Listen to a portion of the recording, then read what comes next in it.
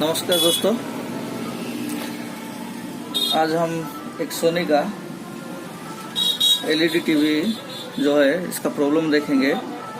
ये सोनी 24 इंच का LED TV है और इसका मॉडल नंबर आप देख पा रहे हो।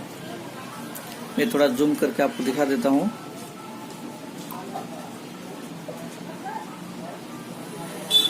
देख पा रहे हो, इसका नंबर है KLV24P 412B। ठीक है, तो ये सोनी टीवी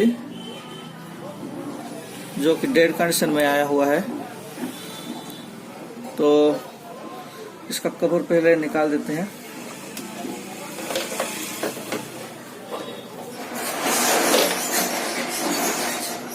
और मैं पावर सप्लाई इसको पावर देखते हैं कि इसका कैसा कंडीशन है।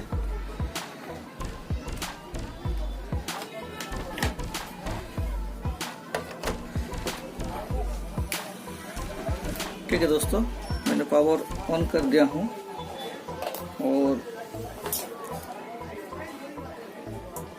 यहाँ पे देखिए कोई लाइट नजर नहीं आ रहा है स्टैंड बाय का। तो डेड कंडीशन दो टाइप का होता है, एक तो पावर सप्लाई फेल्यूर होता है या फिर दूसरा पावर सप्लाई ओके रहता है फिर भी हमारा स्टैंड बाय लाइट नहीं जलता है। तो हम लोग पहले ये देख लेते हैं कि पावर सप्लाई ओके है कि नहीं। और ये जो सोनी टीवी है कितना वोल्ट से ऑपरेट होता है पहले वो चेक कर लेंगे।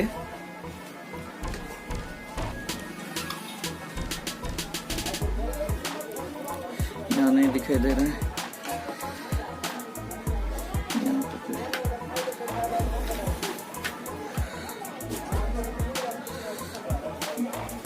ठीक है। अब हम लोग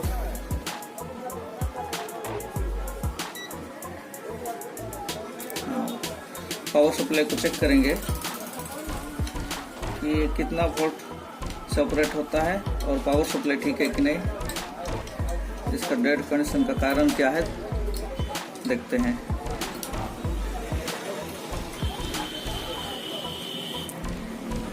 तो ये पावर सप्लाई है 12 वोल्ट से ऑपरेट होता है और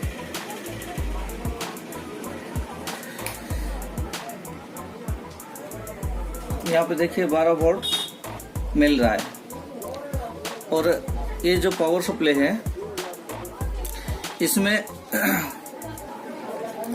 12 वोल्ट निकलता है और मदरबोर्ड से बैकलाइट ऑन वोल्ट फिर वापस पावर सप्लाई में देता है, जो कि यहीं पे ही बैकलाइट ड्राइवर इंस्टॉल है। पावर सप्लाई में बैकलाइट ड्राइवर और पावर सप्लाई दोनों एक ही बोर्ड में है।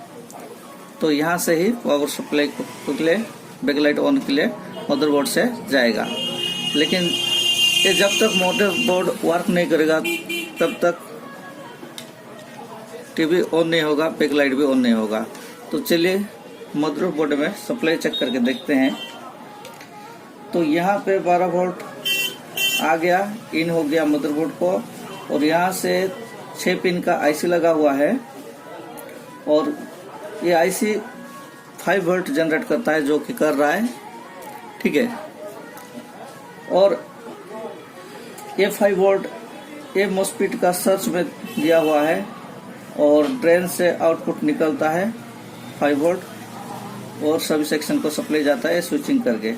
यहाँ भी ठीक है। और यहाँ है प्रोसेसर के लिए कोर वोल्टेज जो देगा यहाँ पे।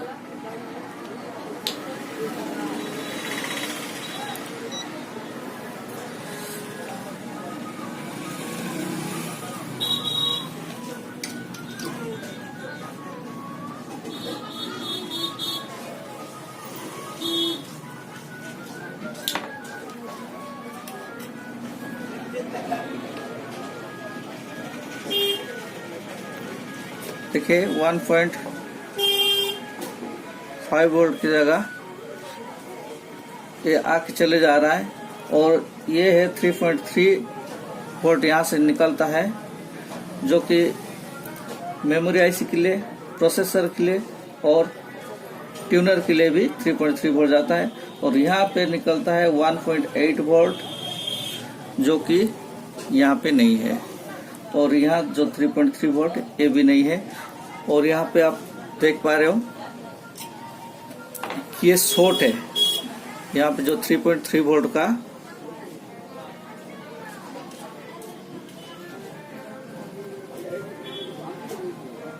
जो रेगुलेटर लगा हुआ है ये शॉर्ट है।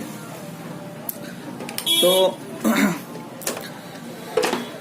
इसको हम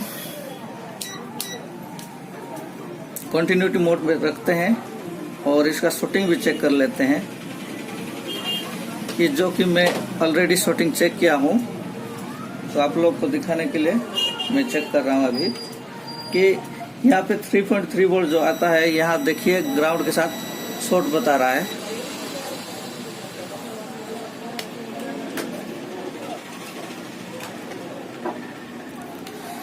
तो मैं जूम आउट कर देता हूँ।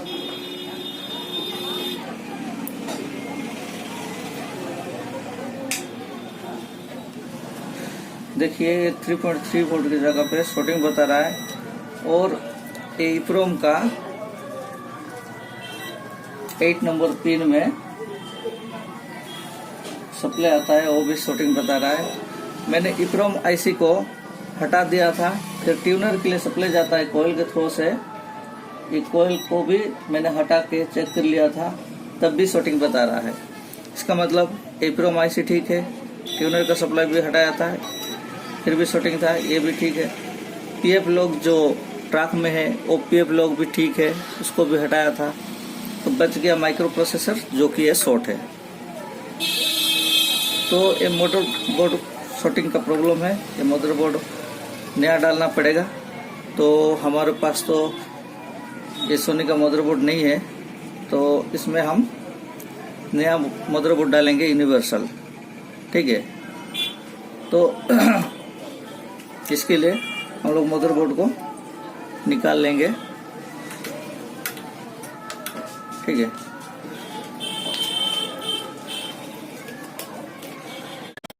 तो इसका पैनल नंबर है D236BJ1। तो ये 23 इंच का LED है, जो कि हमको 24 इंच का टीवी बोलते हैं। और ये पैनल 12 वोल्ट से चलता है, और 1366 मल्टीप्लाई बाय 768 का रेजुलेशन है, ठीक है। तो हम लोग उसके लिए यूनिवर्सल बोर्ड लगाएंगे, और मेरे पास जो बोर्ड है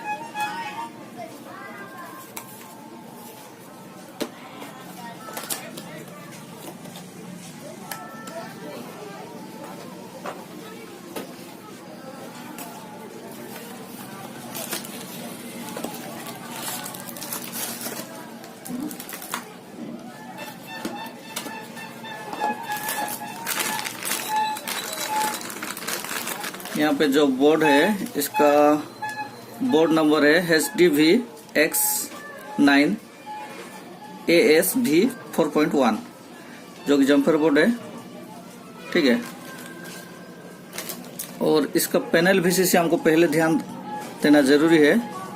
और ये 12 वोल्ट का पैनल है, तो हमको जो पैनल VCC का जम्पर है वो 12 वोल्ट पे देना पड़ेगा।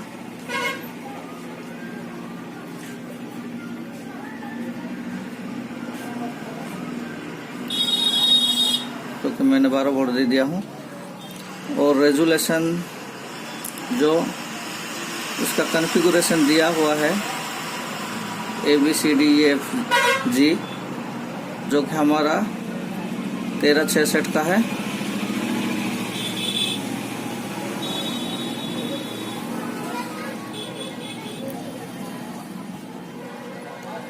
यहाँ पे है सी में, तो मैंने इसको सी में दे दिया हूँ। ठीक है, अब हम लोग इसको कनेक्ट करके देखेंगे पावर ऑन करके।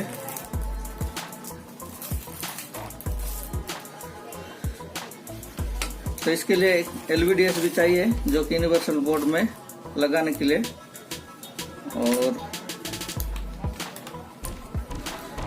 ये है की पैनल।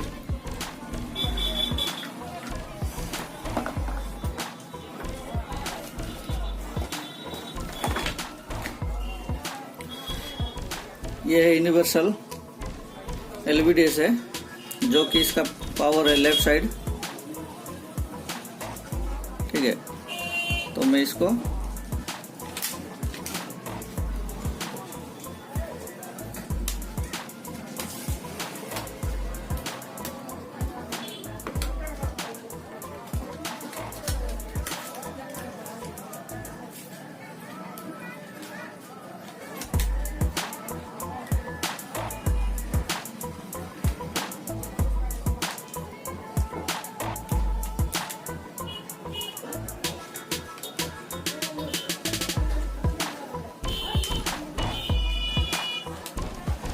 ठीक है, मैंने पैनल फिक्स कर दिया हूँ। और इसमें बोर्ड में भी ध्यान रखना जरूरी है कि कहाँ पे हमारा जो कि 1 नंबर पिन है, तो इसी हिसाब से यहाँ पे मैं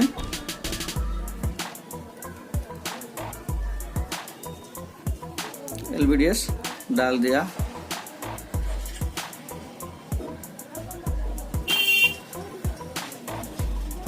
ठीक है, 1 2 3 4 5 पेयर है, मतलब 8 बिट सिंगल चैनल का LVDS केबल है। ठीक है, अब ये हो गया। और हमको बैकलाइट जलाने के लिए इसमें बैकलाइट ऑन वोल्टेज हमारा मदरबोर्ड से लेना पड़ेगा, और इसमें जो PWM वोल्टेज है बैकलाइट एडजस्ट के लिए वो देना जरूरी है, नहीं तो बैकलाइट ऑन नहीं होगा। तो उसको भी हमको मदरबोर्ड से देना पड़ेगा। ठीक है, तो उसको वायरिंग पहले कर लेता हूँ, नहीं तो बहुत वीडियो लंबा हो जाएगा। तो वो वायरिंग करते तक मैं स्किप कर देता हूँ, उसके बाद आप लोग को दिखाऊंगा। तो दोस्तों, मैंने वायरिंग कर लिया हूँ, अब आप लोग को दिखा देता हूँ। देखिए, ये है 12 वोल्ट और VL ऑन और PWM जो कि एडजस्ट है, इसमें एडजस्ट लिखा हुआ है। और यहाँ पे देखिए किस तरह वायरिंग किया हुआ। देखिए, ये माइनस है, ये 12 वोल्ट है, और ये PWM और ये BL ऑन। ठीक है, तो अभी हम लोग इसको फिर से लगाएंगे।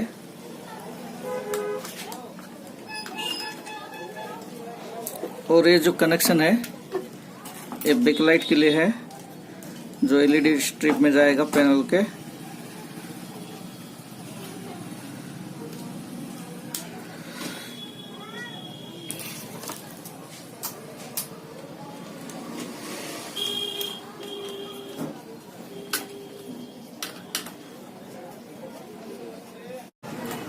तो दोस्तों, पूरा वायरिंग हो गया है। तो अब थोड़ा चालू करके देख लेते हैं कि हमारा LED TV जो है वो चालू हुआ कि नहीं। ठीक है,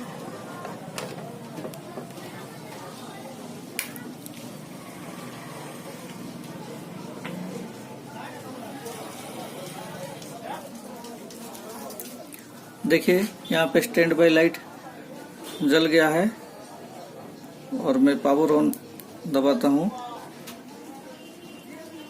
देखिए यहाँ पे जो कि बैकलाइट जल गया है। ठीक है, अभी देखते हैं टीवी को। देखिए, टीवी स्क्रीन ऑन हो गया है।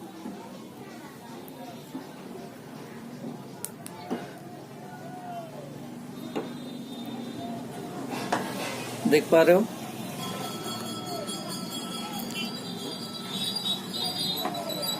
ठीक है, तो दोस्तों पैनल का रेजुलेशन भी ओके है, क्योंकि इसमें जंपर बोर्ड है। रेजुलेशन के लिए सॉफ्टवेयर डालने की जरूरत नहीं है। इसमें पैनल रेजुलेशन उसको सेलेक्ट कर देने से पूरा पैनल काम देता है, और ये बोर्ड फुल एचडी के लिए भी सपोर्ट करता है। तो दोस्तों मेरे वीडियो को लाइक कीजिए, शेयर कीजिए, और ज़्यादा से ज़्यादा शेयर कीजिए। फिर मेरे चैनल को सब्सक्राइब कीजिए और बेल बटन को दबाना ना भूलिए। मेरा वीडियो देखने के लिए आप सबको धन्यवाद।